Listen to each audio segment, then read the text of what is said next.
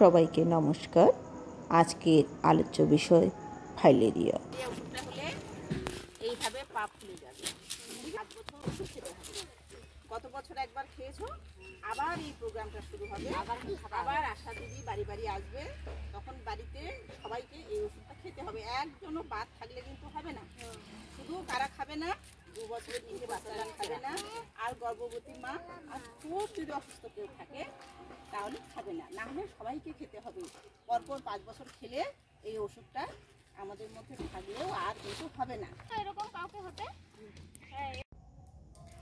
Filaria বা গোঁদ রোগ এক ধরনের পরজীবী ঘটিত রোগ, যা সুতোর মতো গোল কৃমি দ্বারা সৃষ্ট। এই রোগ মশার কামড়ের মাধ্যমে ছড়ায়। মূলত কিউলেক্স মশার কামড়ে এই রোগ হয়। গোঁদ রোগের জীবাণুর নাম উচেরেরিয়া বেনক্রফটি। এটি লিম্ফেটিক সিস্টেমকে প্রভাবিত করে। এর প্রধান লক্ষণ হল শরীরের বিভিন্ন অংশে ফোলা এবং চামড়া ও নিচের টিস্যু মোটা হয়ে যাওয়া। এটি ক্রান্তীয় অঞ্চলের সংক্রামক রোগ।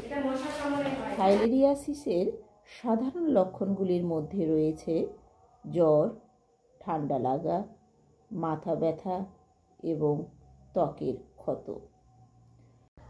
রোগের আরও অগ্রগতি, অঙ্গগুলির অত্যধিক ফোলা রোগীকে বিব্রত করবে।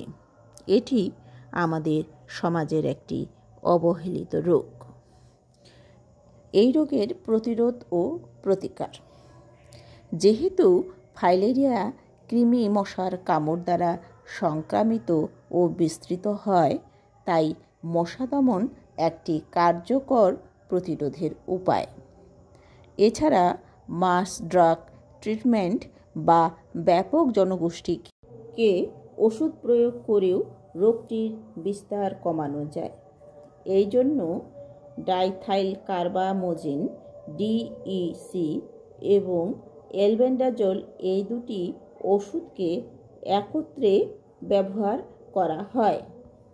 ফাইলেরিয়া রোগটির প্রকোপ কমানোর জন্য 1 বছর অন্তর অন্তর মোট 5 বছরের কর্মসূচি গ্রহণ করা হয়েছে। বাড়ি বাড়ি গিয়ে ওষুধ খাওয়ানোর কর্মসূচি গ্রহণ করা হয়েছে। সঙ্গে নানা ধরনের প্রতিষ্ঠানগুলিকে এর অন্তর্ভুক্ত করা হয়েছে। এমনই একটি শিক্ষা প্রতিষ্ঠানের কিছু প্রোগ্রামের অংশ তুলে ধরলাম।